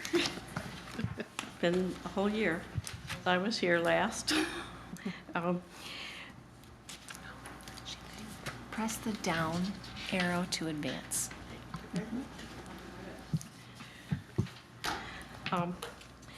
I am the Sheila Kaminsky, the director at the Rec at Sands Park. Alternatives for Area Youth is the governing board of that, and they were tasked with running the warming shelter for the ice skating rink all those years ago when they first put that up. And then it evolved to where the AAY took over the running of the building known as the Teen Center. We recently changed that name to the Rec at Sands Park to encompass all of the people that we serve. We serve everybody from this high to that high. They're not always 18. They're not always 6th graders. We provide a safe place for area youth to socialize, and the neighborhood kids that frequent the rec are as young as 8 years old sometimes. We don't want anybody left there without parental guidance if they're under 10, which has been pretty easily done so far. In the past, we used to have kids come from the neighborhood that were a lot younger than 8, and they would just hang around in the park. It's a park, and they were from the neighborhood, Their parents knew where they were, but they were there, and it was all okay. Things are different now. We don't see that as much, but it does happen.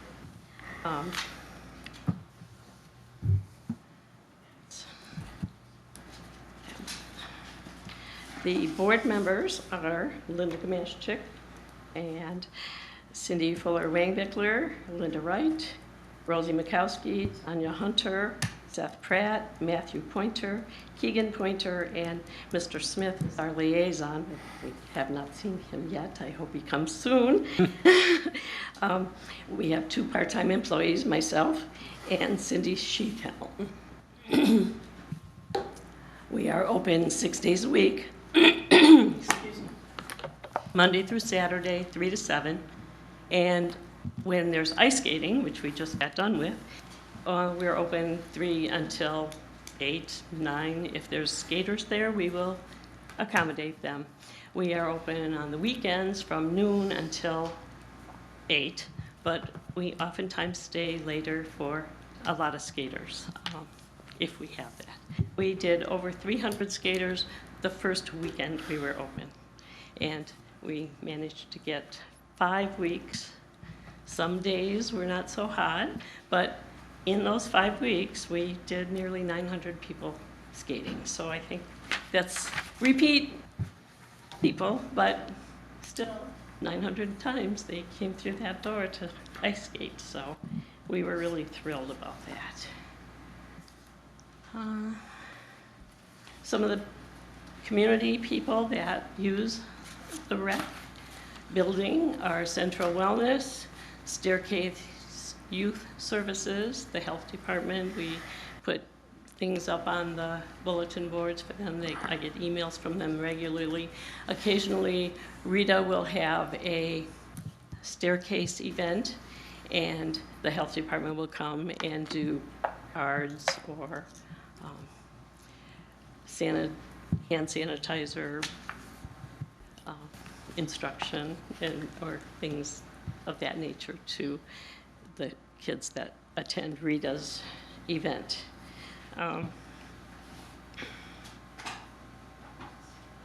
Manistee Public Schools has used the ice skating rink at times for their physical education classes and for field trips for the little kids. We used to bring them down.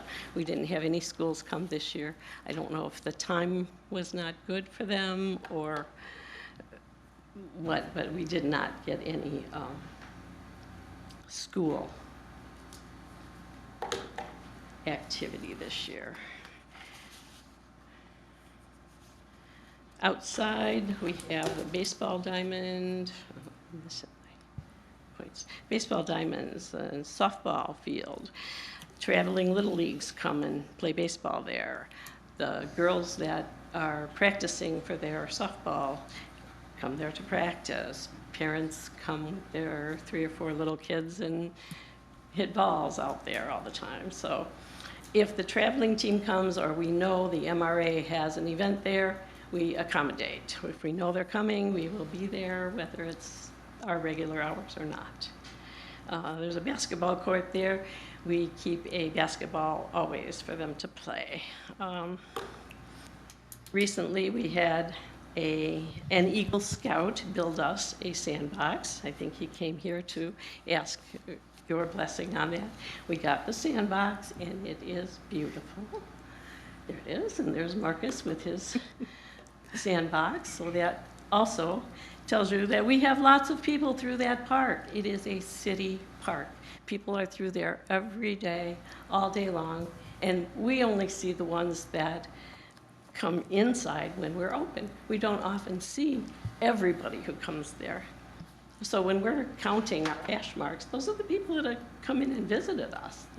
So I think that that's a good thing. These are a list of the things that we have inside to play with. We offer concessions at a reasonable rate. We try to keep that price pretty low. We don't make any money off of the concessions. Very little, just enough to buy the napkins and the forks. sometimes there are board members present and we have kids in, and those board members will actually buy food for the kids that are there, because their kids that hang there are generally need to be there. I had invited 5 or so to come tonight. One was sick, Alex was here, but he had to go back to work. Michael Robinson is here. Sorry, Paul Robinson. I was thinking of it. There's 3 of them, they all look alike. So the, did you want to ask him any questions for,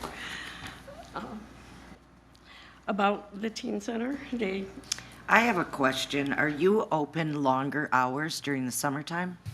We have not set summer hours yet, and with the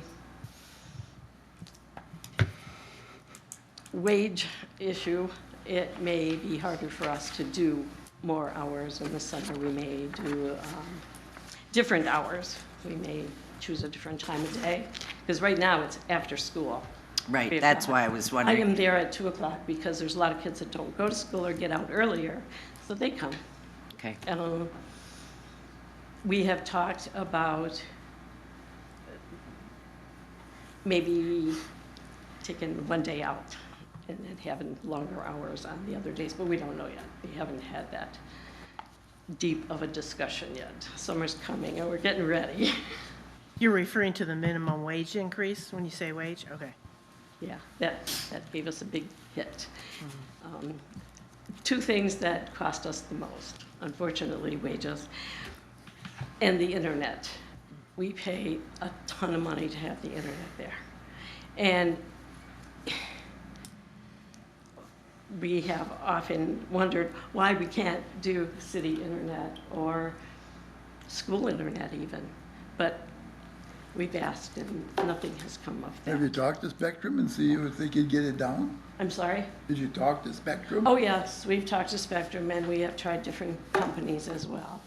And because they want us to have this business plan, even though we're a 501c3, they just want us to pay that money. For a long time, the Teen Center had charter way back when it started. That was one of the perks that the television people gave to the city, was that we had internet, or we had Wi-Fi, or cable TV. We had that, and then all of a sudden, one day, it disappeared, and they sent us a bill. And that's what we found out, that it was no longer a thing for us. So on here, it does say, can we connect to the city somehow? Our future plans were, we have been actively conducting a pop can drive because we were told we needed to have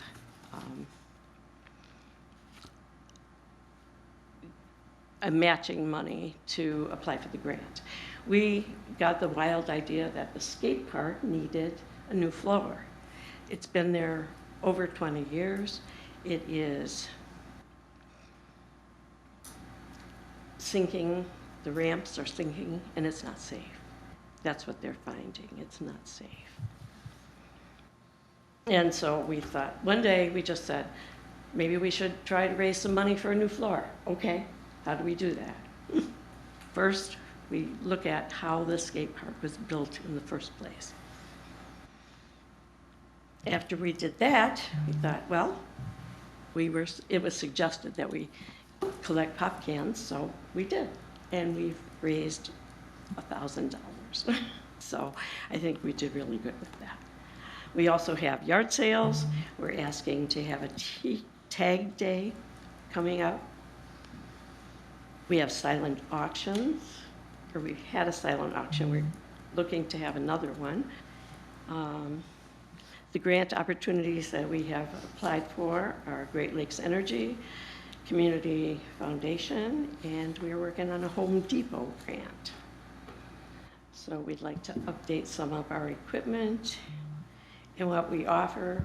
Right now, we're looking for a new air hockey table and perhaps a skate sharpener for next winter. So if you have any questions, these are some of our kids from the past and how they used to play at the skate park when it was brand new. And that was our ice rink this year. What is our situation, Bill, for hooking up some kind of spectrum? Would they, or I don't know that we have equipment over there. It'd probably be at a cost to get Wi-Fi for them. I'd have to talk to Mr. Bradford about it, but Because there is this year coming up, a Wi-Fi upgrade. I know it's probably not included now. you're talking about at maps at the, Isn't it in our city budget? and I guess as far as the Wi-Fi upgrade, Ed, could you talk about that, what that entails? So the upgrade on Councilman Baraska is primarily for the wireless links. It's really not intended to upgrade particular wireless access points unless we can afford to do that. Okay. They're in a very challenging location. Okay. It seems to me like, since they're providing service to students at the school, that it'd be a lot simpler to get it from the school and firewall it off to me.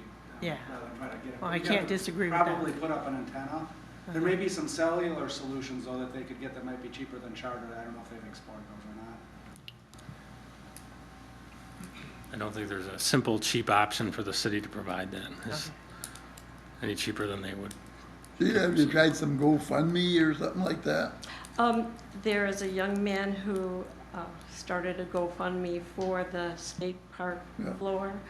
That is out there right now.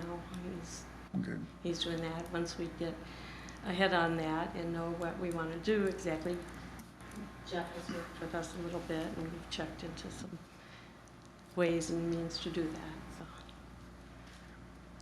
Is there a reason you can't tap into the school's Wi-Fi? I'm not the right person to ask. I'm sorry.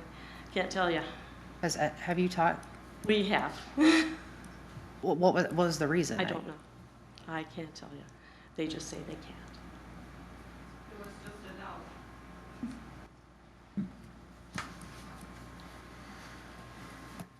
Okay, I don't know where to go with that. Well, any other questions? I don't know.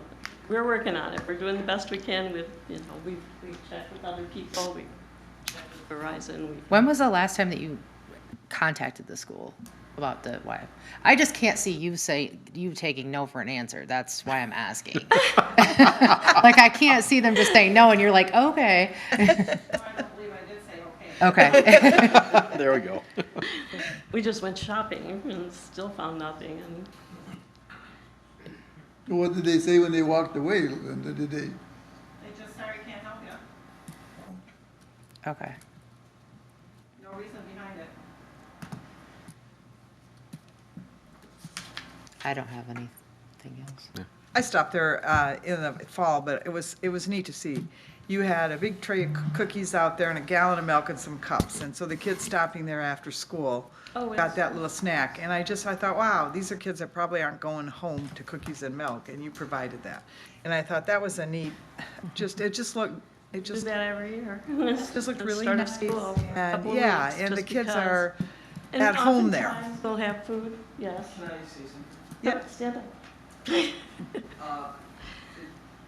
Me personally, the teen center is a second home. It's where I've gained a lot of friends. They're like second mothers to you, and they look out for everyone, even when they don't look out for themselves. They give great advice, and it's a really great place for people to actually get together. And I would say, I see all of you guys in here, and they're growing up, you didn't have Wi-Fi, you didn't have cell phones all the time. You guys went out, you guys actually talked, connected, and that's what happens there. We're not on our phones often, talk, get to know each other, grow a bond, and actually have a real friendship and not something that's fake.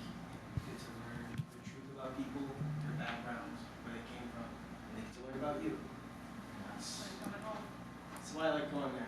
It's also a pretty good game. Thank you. Thanks for speaking. Anybody else? Okay, all right, thank you, Sheila.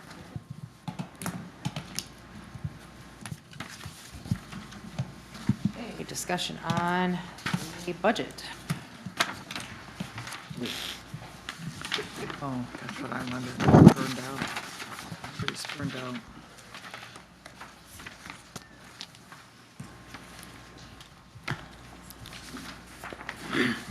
Questions? I think we had enough for tonight. Anybody else have any? I don't. Guys have any questions down there? Yeah, I'm trying to find my, Okay. I think we didn't, at the last meeting, we didn't, at the budget workshop, we didn't talk much about the revenue. So I guess, and I know there's probably an answer for this. What page are you on, Lainey? Page 52. It's under state grants, other.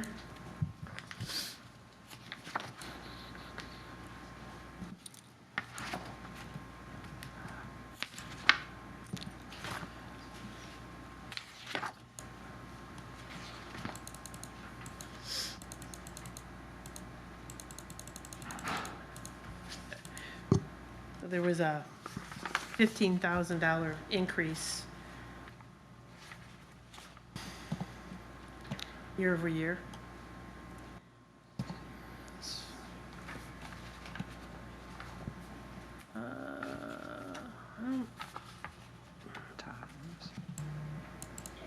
Right there.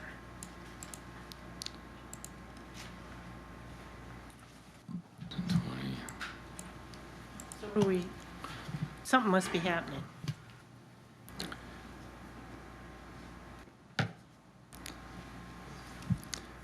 Do you recall that one?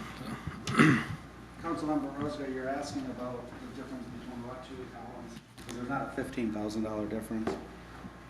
It's from 5 to 20. I'm just looking at your ending projected. So is it the 25 original budgeted the same grant that's gonna somehow roll into 26?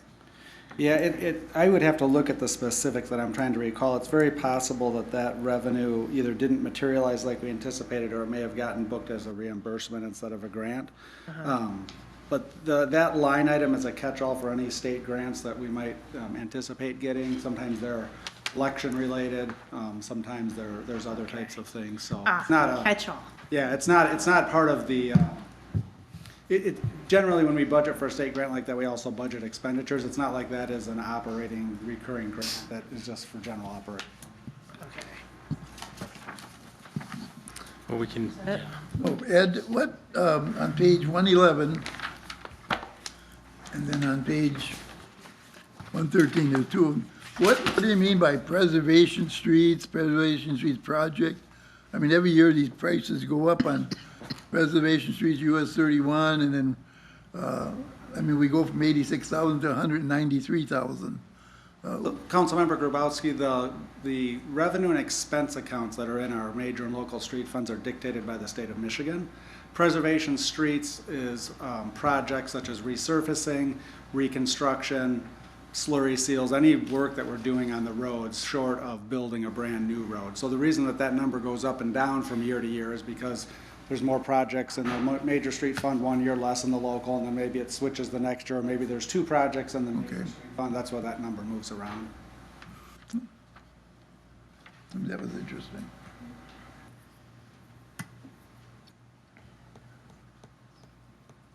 Okay. 2011.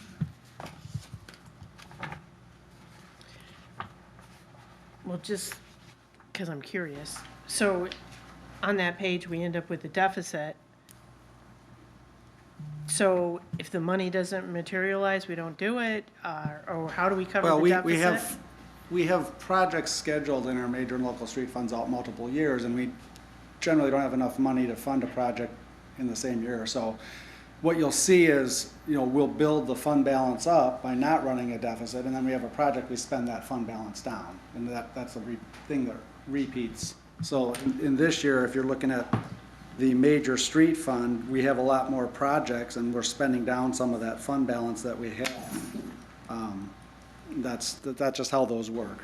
Okay, so the fund balance isn't showing up on here. Well, no, I show what the ending cash is Yeah. approximately, and that's very lean, so we have to monitor this very closely this year.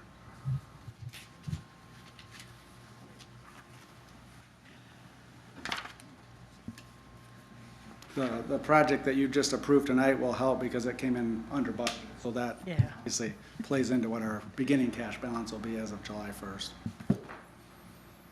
Okay, let's go on to page 118. And under Jerry Blue, building inspection, 2024, we get 68,000.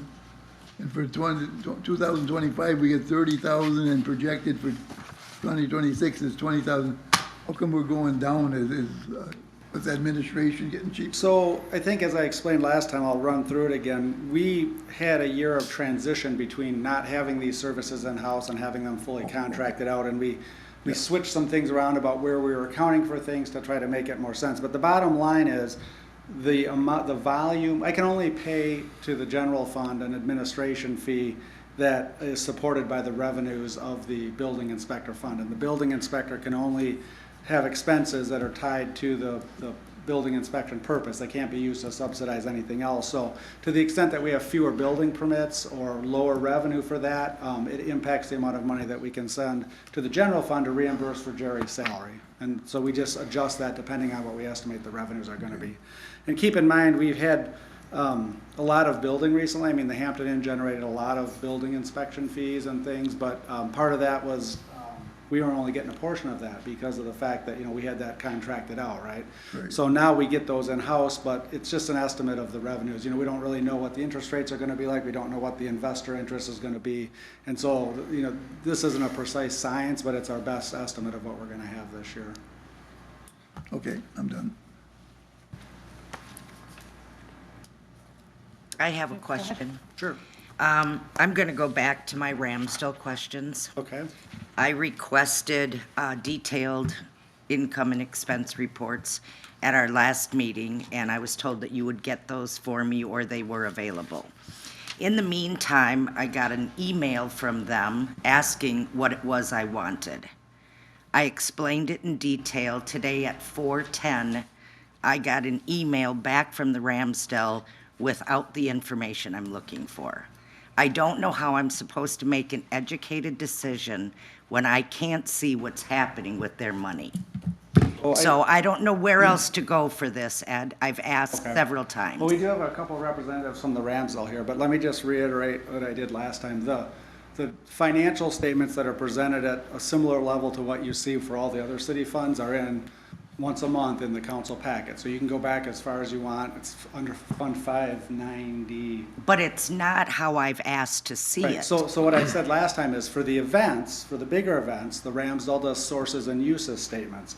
And I'm not sure, why you haven't gotten that yet, but Laura does produce those, and she should be able to provide those. So you can see for each big event what our estimate was, or their estimate was, and then how it actually worked out and how much P&L there are. So Okay. maybe the Ramsdale. So in my email, she tells me I should be getting a monthly. Yeah, I think that tells me that a month ago there should have been one. In today's email, there should have been one, and I don't have it yet. I can't answer. I think So something like there's a somebody can from the Ramsdale? I mean, I can't make an educated decision about putting out that kind of money when I don't know where money's going, so. Sure, Nancy's here, maybe she can address it. Okay. I think Laura may have been confused about what you were asking her for. I spelled it out pretty clearly. She submits all of our finances are in a form that you get every month. You get exactly what we see on our board. As far as the detail breakdown, What I'm looking for is, so you bring in Joe Violinist, okay? Joe Violinist cost you what? Versus the sales that you had for him versus anything else. I don't know if you're offering cocktails or whatever during performance. We can show you a sample of that. That's a great deal of information, and it really is in-house accounting. But I would be happy to provide you with one so you can see how that breaks down. That's what I'm looking to see, is something like that. Let me get that for you. Have we done for fundraising? Okay. That's a big chunk of money that you're asking. Let me go through some of the numbers that I Okay. have, that I brought with me, that maybe will help. When we started, we've been on site for quite a while. The city was paying $107,000 per year. That was just a starting point before us. Over the course of the years, that number has even been higher. We stepped in and dropped that down. We shouldered a lot of the costs that the city had been doing. Over the time that we have been on site, based on that 107 that we followed, we've saved the city $510,000, 580. So there's been significant savings from what we've been able to do. We have not been able, over the course of all the years, we've managed to squeak by, cover those bases, and still survive. But the costs of the building have gotten too high for us, and it's breaking it. We can't go forward without more assistance. Fundraising, since we've been on board, the donations and sponsorships, and this is as of June 2024, so I don't have this year in it yet, but we're at $1,028,517. And that we have that's earned. what number? That is our donation and sponsorships. We have also won 423 roughly thousand in grants on top of that. And when we talk about the savings that we had just by shouldering some of those costs, I'm not including in that the up to 80 cents per dollar that we return to the city in value for every dollar that you've given us. So all of the allotment that we've been given, we've returned in value in that building, in new systems, refurbished places, restored stage. We've done hundreds of thousands of work, which you hear in the grant number, and it's all funneled back into the theater. And since we own nothing, that is all property of the city of Manistee and its citizens. So everything we do, all the work we do down there, just increases the value of the building that you own. Does that help at all? It does. I guess I'm a little disappointed that I didn't see that in writing when I requested it like that. Maybe it's deep in the archive somewhere from the past, but again, we're looking at a huge increase from current to the next budget. And I guess that's where I'm struggling, is why all of a sudden. It really, to be fair, it isn't an all of a sudden, it's been accumulative. It's been continuing every year. We lose at the end of the year, and we have to scramble and refill those coffers. So we've been rolling an amount that we've had to make up, and then we get hit with more building expenses and costs, and it puts us right back down. Doesn't the city take care of most of your building expenses? No. The lease agreement that we have, the city takes on catastrophic, which is good because one thing that happened like that, we'd be out of luck. But the first $7,500 of any repair or expense is charged to us. We also pay for all of the maintenance agreements and contracts, and the maintenance person that comes in.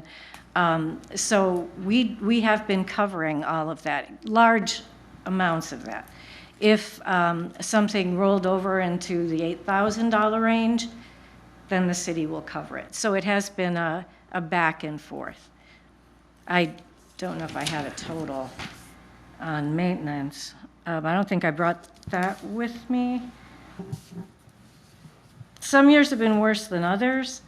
The average on here, $33,962 is an average of what we have to fund to keep the What was building it? up. I'm sorry. 33,962, that's an average. Some years have been better, and some have been quite a bit worse. So it really is no telling. It depends what's breaking down today or tomorrow. Okay. It's a big, lovely, old building. It is, I agree. The And that's why systems, I'm struggling. I want to do the right thing, but I mean, you put that on a smaller scale, and if somebody asked me for that kind of money, I would say, what are you going to do with it? And I haven't had an answer to that question yet, so I was Probably a little my best disappointed. answer is that we would be able to continue doing the work we're doing for you. Without it, we are going to be unable to continue, and the management of the Ramsdell will fall back on the city or the next person who steps up. Is there a chance that somebody could find that archived latest report so that I can look at it? Is it the latest report? Isn't that out in the file? It's monthly. And maybe I just don't know where to see it. Short of the event, the internal event accounting that the RRCA does, which I don't have knowledge of where they keep those, all the other financial statements are kept by the city. So, Councilmember, I can give you whatever you want. I can go through it with you in a high degree of detail, and we've also provided summarized reports that I think had been given to council at some point, but maybe not. So I'm happy to do that if that's helpful. But you can find all of those if you go back in your council packets and you look at the financial statements. I believe it's Fund 590. But again, it's not going to be as detailed as what I'm looking for, right? If you're looking for event by event, no, but it is it shows marketing, it shows repairs and maintenance, it shows utilities, gas, utilities, electric. So it's the same level of detail that you get for city operating funds. I'll go look for that, and then if I need you, I'll yell. Okay, and if you want those sources and uses, I think Nancy's got the message clear. She can get several of those and send them to all of council so you can kind of see what that internal accounting looks like. Yeah, I would like that. We want to be sensitive in some of it because there is information in there that I don't know if somebody would want public. And the only information that would maybe not be public is a local performer who maybe didn't do as well in a concert. So it would be that would be the kind of thing. Well, perhaps Sheltering, I don't need but, the name. Perhaps I need Joe Violinist or okay, so we'll rename it Joe Band X. and we'll be Band X. I don't care what you call it. That's fine. And I think we have that in great detail because Okay. that's how we analyze our work. That's how we analyze whether this type of concert does well. We've tried many different things. Some do better than others. The ones who don't do well don't come back. So we kind of keep working based on our market. Okay. And All I'll right. see that you get that tomorrow. Beautiful. Thank you very much. Nancy and Ed, because you're standing here, Nancy, are there any other municipalities besides the city that contribute towards the Ramsdell operations? No, other than the Community Foundation. Okay. We are recipient often of Community Foundation grants. It's tricky because the building is owned by the city. I heard a comment from someone, I think it was a county, that they'd be happy to trade the library to you for the Ramsdell if you would like to. So I think everybody's watching their own. We are reaching out. Laura has been very assertive in reaching out to these groups. That's how we got the comment.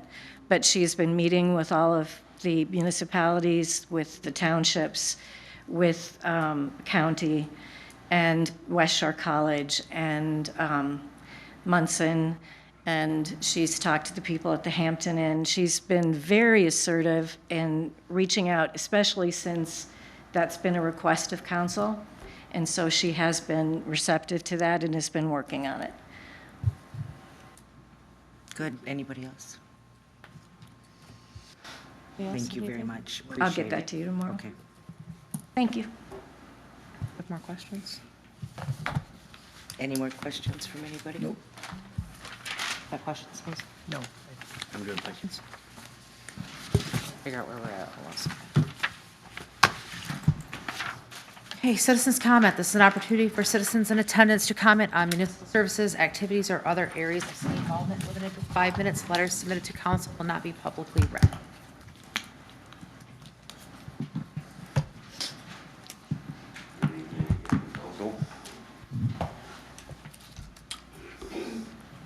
Tonight I'm going to offer a little bit of a respite from the diatribe that I usually take part in here.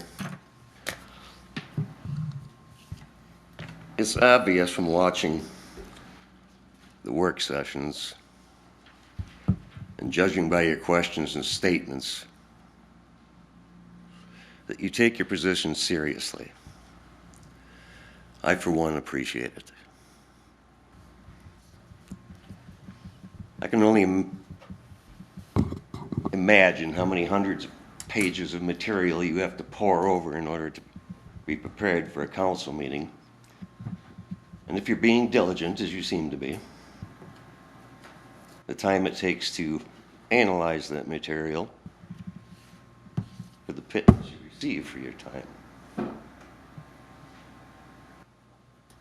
This can't be an easy job, can't be an easy service that you provide, especially when you run into people like me that just won't shut up. But this immigration issue and all the other issues are just too important to remain silent. And I will continue my diatribe at the next meeting. Again, thank you for your service. Thank you. Thank you. Anybody else? Mr. Gamble. Nothing at this time, thank you. Okay, Ms. Roscoe. I guess I have to say the whole ordinance discussion was totally bizarre to me, because we tax, the planning commission put a bunch of time into this. Our planning department put a bunch of work into it. The really weird thing to me was our council had a committee. This ordinance was their creation, and they turned it down. So I think we need to work on this till we pass something, because we're just passing the buck again. And this whole thing started was because you didn't want to pass the buck. And this was your baby. Our committee, our council created this ordinance, and it didn't go anywhere. I can't imagine how disappointed these people who have put hundreds of work hours into this, and nothing happened. I mean, we could have later discussions. There's mechanisms to massage this ordinance to make it go through, and I think we need to work on it till we pass it. That's all I have to say. Mr. Grabowski. No. Ms. Keck. Okay.